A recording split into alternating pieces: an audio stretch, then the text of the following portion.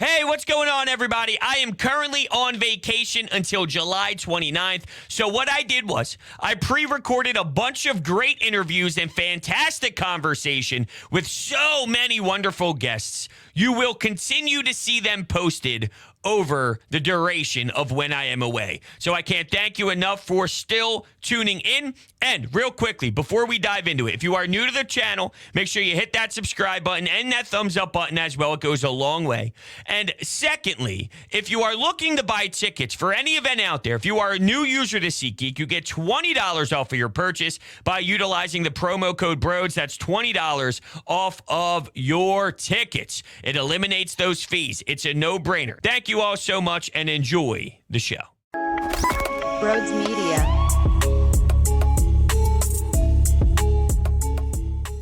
Hello, friends. You may be wondering, you're on vacation, Brodes.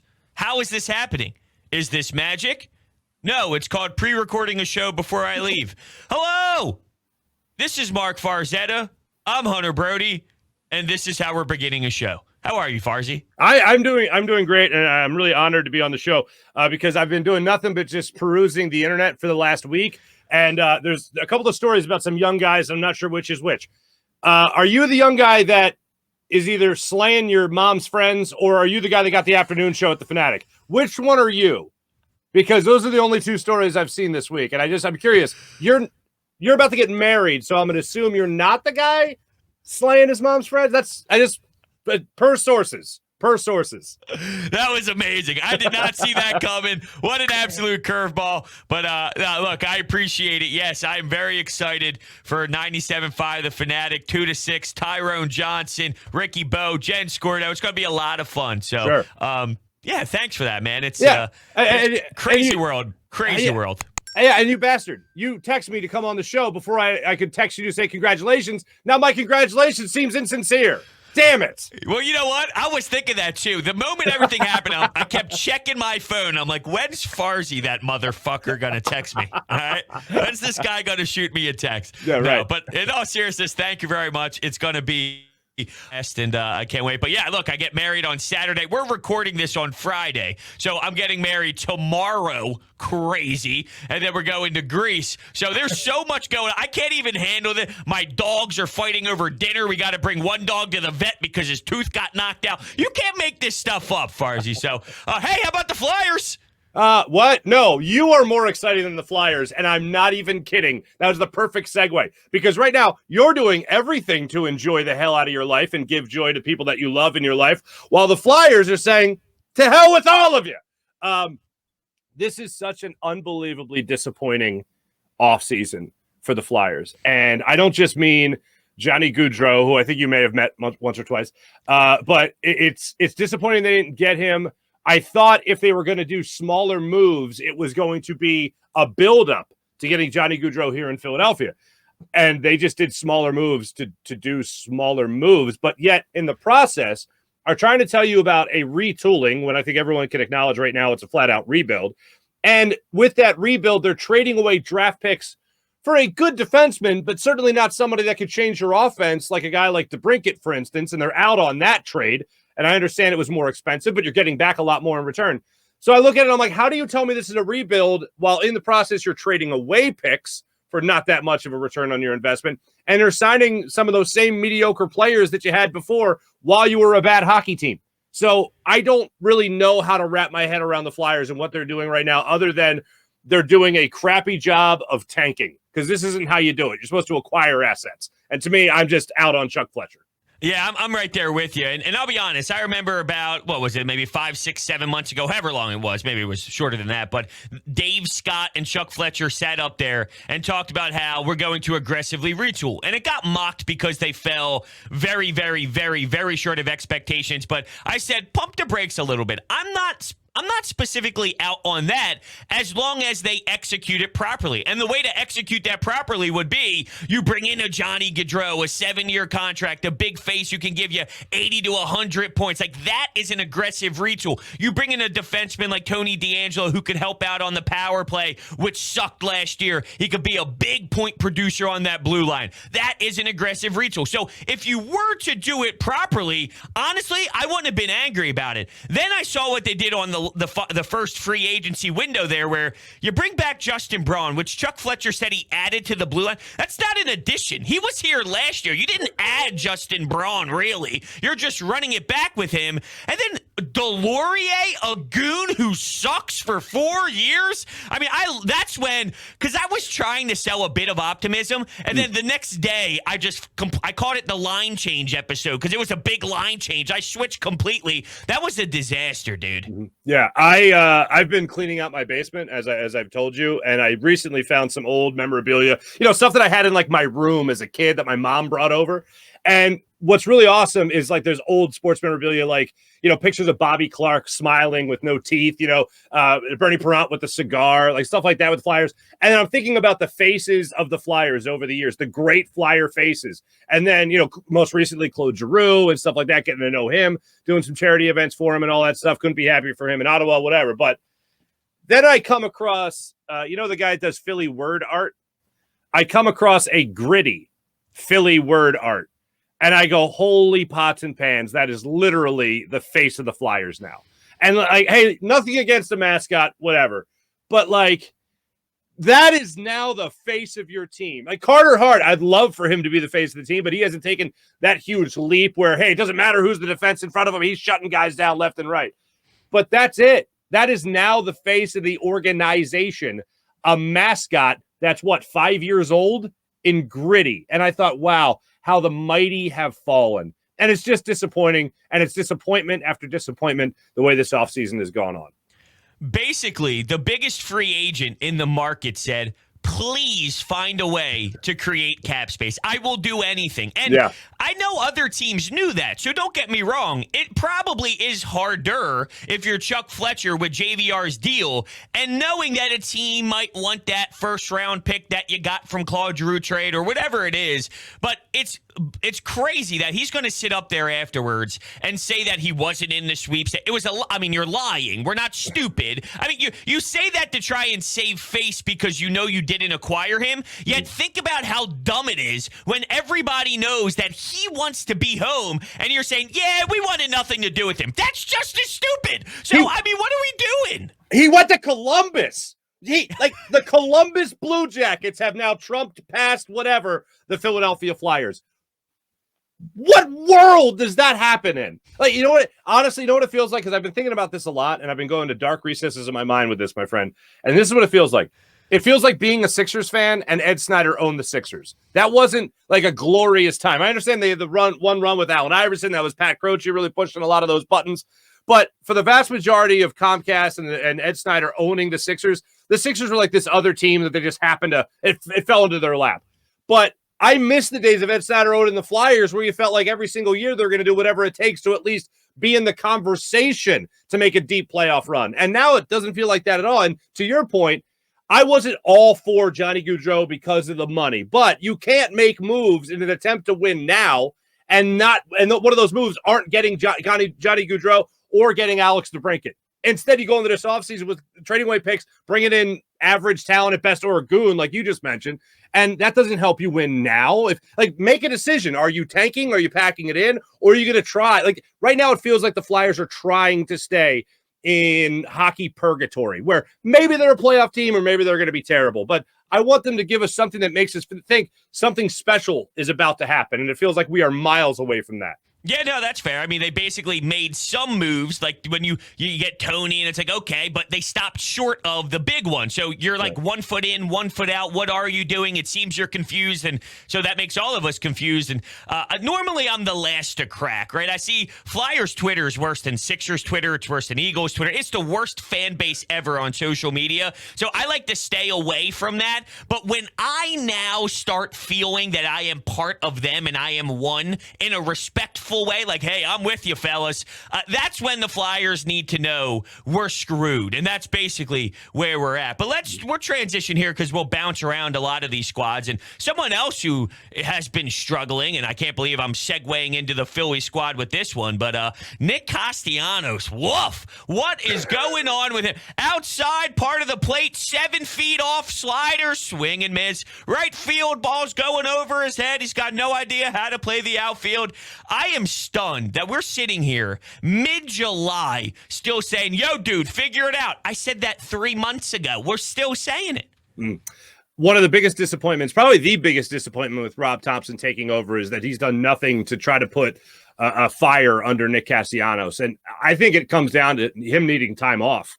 Like, I would have benched him by now in terms of just giving him a couple days. Hey, step away for a second. Whatever you're doing right now, it ain't working. Sometimes the only way to fix it is to step away, look at it from a bird's eye view, and then come back, and maybe you get in the swing of things that way.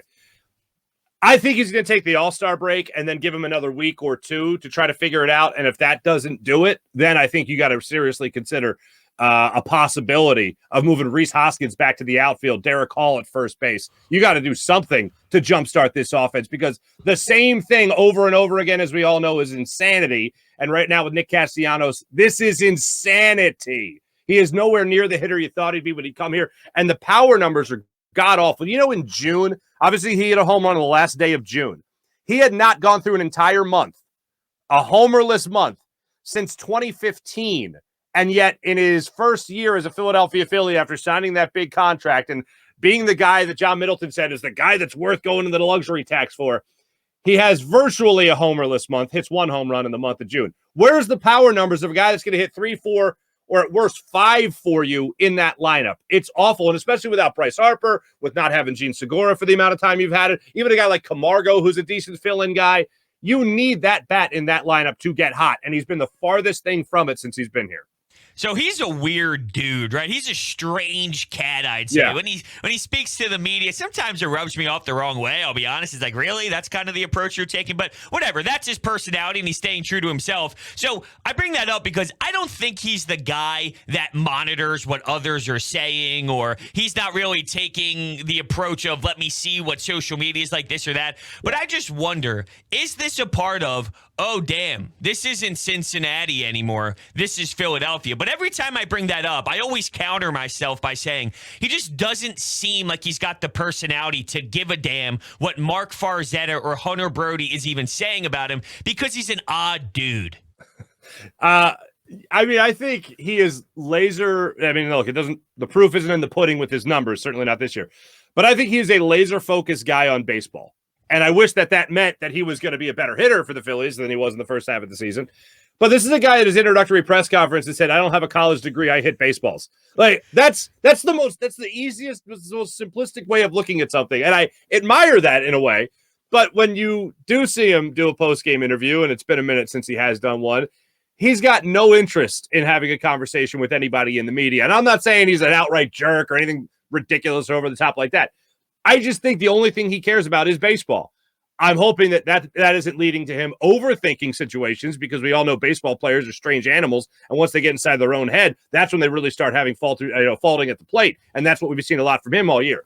So I think he needs to step away, as I said, get back to the game after the All-Star break. If you don't see him turn it on in the next week or two after the All-Star break, I think that's when Rob Thompson gets involved. But yeah, maybe it's just too much in his head right now. Maybe he's thinking way too much about it. Maybe he does need to have a nice chipper interview with somebody, and that'll take the pressure off him. But I doubt it.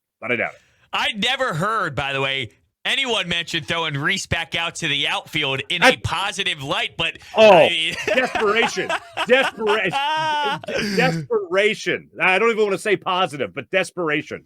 Well, it's possibly a leap from one defender to another, which is absolutely hysterical. Right, and a guy that's going to get on base for you in the lineup, as opposed to a guy that's like got a 265 on base percentage in the month of July so far. I hate I don't know. Maybe I'm wrong here, but I would find it very hard to believe, just because this is, we tried to figure out who Rob is, right? Rob is, I'm going to stand up for you, which is majority of how it's all done. I just couldn't imagine a world after that contract that Dave Dombrowski laid out to Castellanos. He goes, you're out of a big spot. Like, he just, like, I believe in you. I believe in you. I believe in you. Now, for some, I mean, Mickey Moniak, some people have less leashes than others, and Nick Castellanos' leash has been a very, very long one, so maybe it does happen, but he seems to be, whether it's Schwarber, Castellanos, Harper, JT, there's a group of veterans that Rob, I just feel, will always stay with and say, I'll live and die with this decision. Yeah, well, he's been dying by it as of late, and that's the thing. Like, the Phillies are still in a decent. This is why it's a little weird, and we'll somewhat move past the Nick Castellanos thing and look at it as a team. It's like, look, they're fighting for a wild card spot. I saw them as a wild card spot type of team. They're doing it without Bryce Harper. Now you have Alec Bowman out. You're playing bullpen games without Eflin, who's always injured. Ranger not in the starting group. So it's like, it's a little odd that they are where they are, because I saw them as a wild card team with a healthy roster. So I don't know, just like, it's a weird feeling for me on thinking who the Phillies are right now. Yeah, I think that they have played their best baseball, at least for another month or so. I feel like that's in the rearview mirror, unfortunately.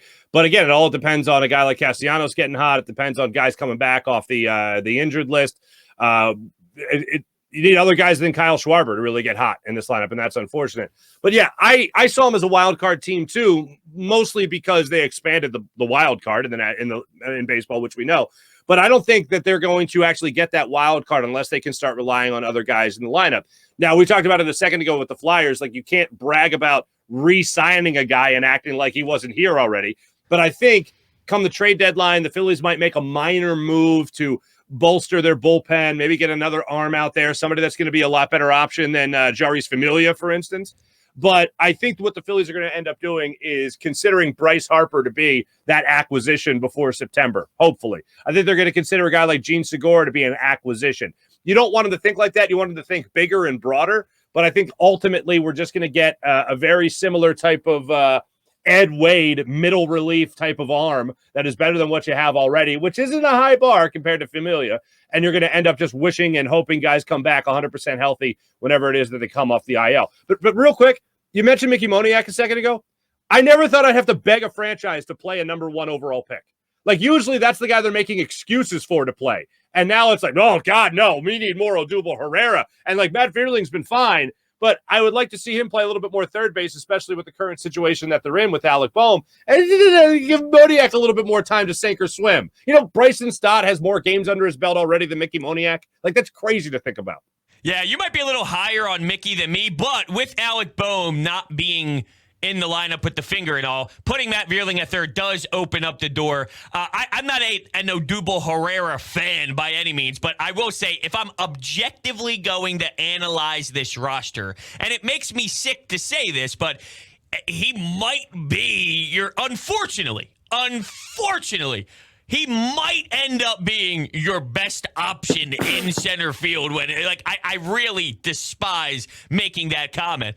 Did you leave the chat on purpose, or? I think I hit my wrong button. But guess what? That was perfect timing. Yeah, right. But no, look, I'm just saying, like, yeah, you're not wrong to say they have a short leash on him. I see a dude that is so overmatched at the plate, but Bryson Stott at times looked overmatched, and he's kind of figured it out, and I'm really intrigued by him. But I got no faith in Mickey Moniak. Here's a guy, though, that I criticize every day. This will be our last Phillies where we touch on some James Harden and that beautiful beard.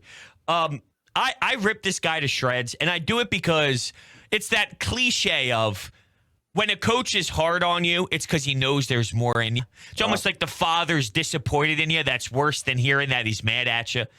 It's Alec Bowman for me, because it's like, I look at a kid and what he did in St. Louis, I feel he can be that, right? Like, he can be a guy with power and can hit home runs. He could, like, I mean, I don't expect him to make those plays consistently where he's robbing Nolan Arenado from hits.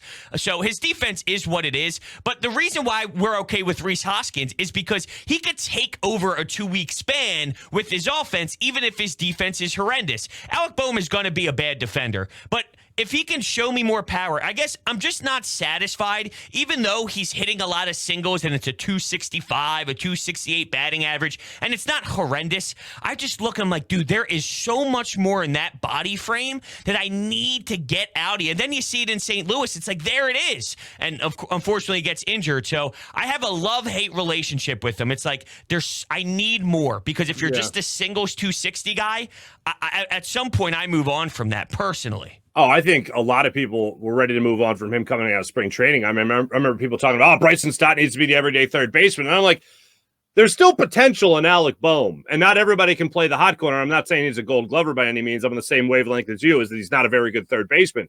But you're absolutely right. With that body, with that type of power, he should be able to do that on a more consistent basis. He should at least be able to get on base more consistently. Pitchers maybe trying to pitch around him eventually if he starts really showing off that power with consistency. He should be getting on base. He should be hitting doubles for you. He should be an extra base hit type of machine at the very least. Why he started out hot and he's cooled off and then started to come back around like he did in St. Louis before he dislocated his finger, I don't know why it's happening. I just know that, Rob Thompson or Kevin Long, whoever it is, needs to get in his head a little bit more about how he's swinging the baseball bat, because I think when it comes to pitch recognition, that's something that he's still struggling with. You see him getting fooled or being off balance. That shows he's thinking one thing and the pitcher's thinking something totally different. He ends up flailing at a pitch. That happens too often with him.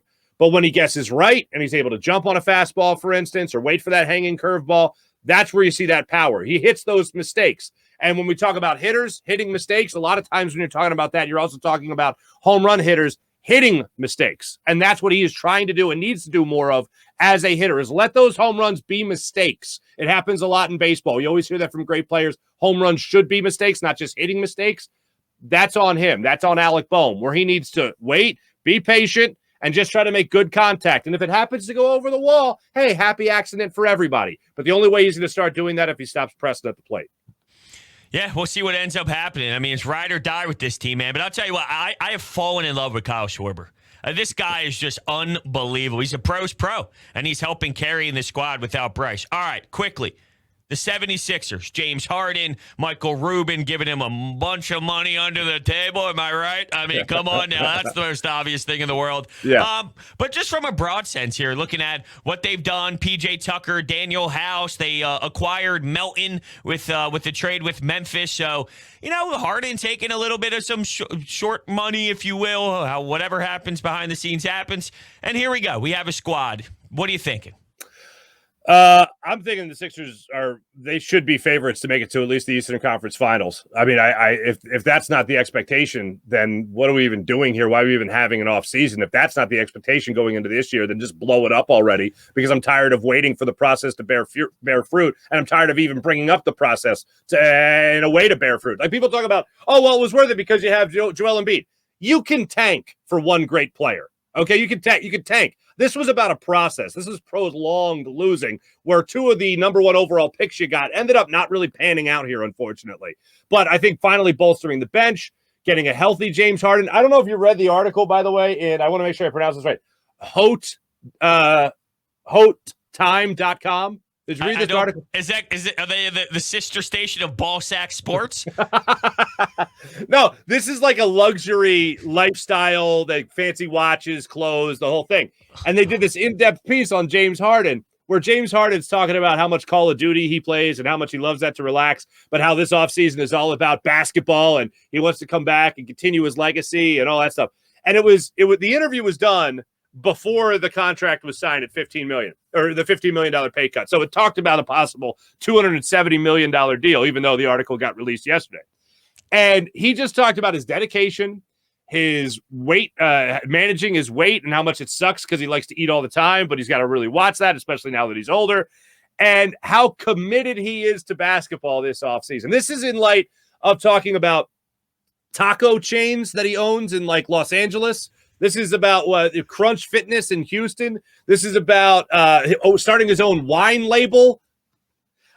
This is all that. But yet he's still really focused on basketball. And I'm like, all right, all the other stuff, fine. But if you're telling me that you're going to put that on the back burner because and he does say this in the article, everything else is a product of basketball. So as long as he is dedicating himself to basketball and trying to get better at basketball, then he can enjoy the extracurricular stuff. And I'm not just talking about strip clubs and Big Macs, okay? I'm talking about him just enjoying, the actual basketball career that he still has in front of him. But to evaluate this entire team, they're counting on the bench being better, which I think it already is with DeAnthony Melton, for instance. And they're counting on Tyrese Maxey taking another big step forward. I don't think it's possible for him to take the step forward that he did from 2 years ago to this past year. I don't think that's possible. Bench player to second leading scorer on the team? That's difficult. But I think he can take a leap. I think it's reasonable to talk about him maybe making a leap from starter to all-star conversation. I think that's possible. If he can make that leap, I think the Sixers are absolutely going to make it to the Eastern Conference Finals. I think they're absolutely going to be a real contender for an NBA championship if he can make that jump. On James Harden's plate, be more of a facilitator. Accept your third scoring role. Joel Embiid, number 1, Maxey, number 2, you're number 3. Tobias Harris will be in and out of that number 3, number 4 spot. And let the other guys score. You facilitate. You hit threes. Still use that step back. But don't force anything and keep creating that space for everybody else to get open. And that, I think, is what will be the right chemistry for the success of the starting five. Throw P.J. Tucker's defense in there, then Matisse Thybulle, if he's still here, coming off the bench with that defense. I think they're set up well for success this season. Yeah, no, I absolutely agree with your mindset there. And I've kind of been stressing this for a little bit of time. And the Colorado Avalanche is a perfect example where they just kept losing early, losing second round, couldn't do it. And then you win the Stanley Cup. And I know it's a hard thing to sell. It's like, hey, you got to be, I guess I looked at Tobias, Joel, James, and really just because they weren't all here, but the last few years you kept getting to the second round. And I'm not saying you're not allowed to be frustrated, but I almost looked at it the other way and say, it seems like right now our floor is second round, game 7, second round, game 6. We keep getting there, but that's the floor of your season every year. I know it feels uncomfortable to say because you don't want to keep getting there.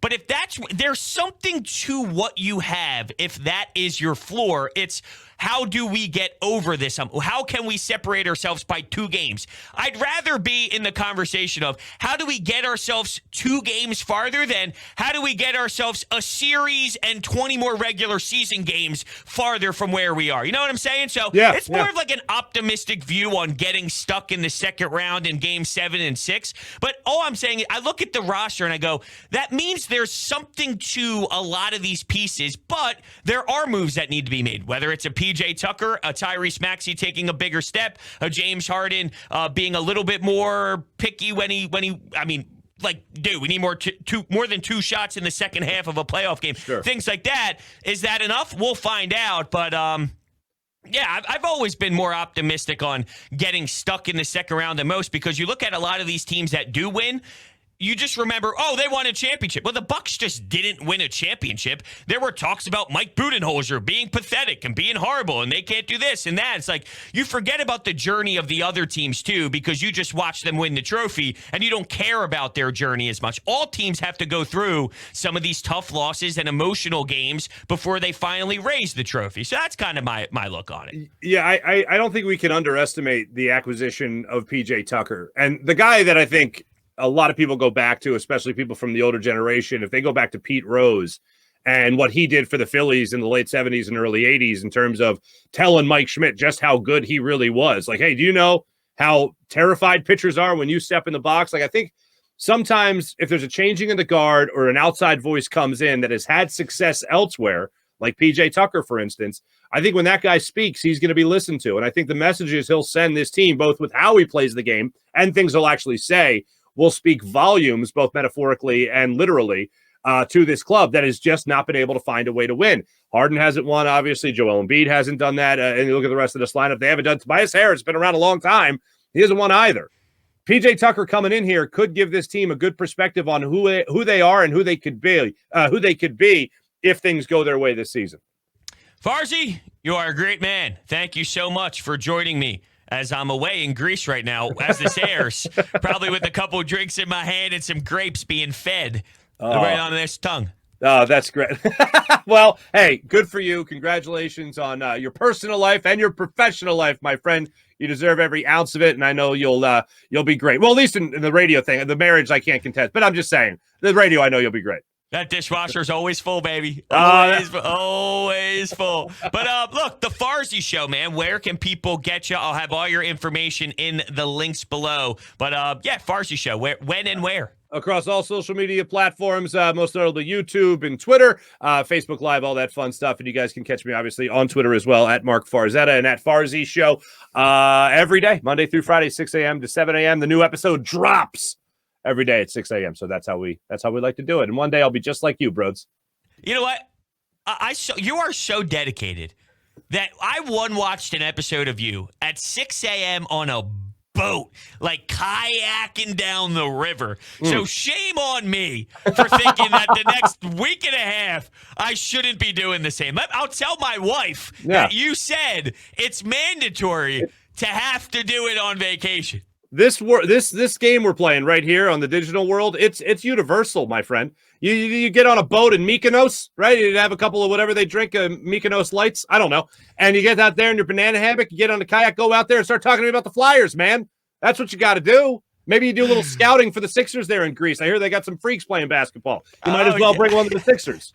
That's amazing. Run into Adam Sandler. All right, we'll wrap things up. Thank you, everybody. You're the best. I love you, and I'll see you next time.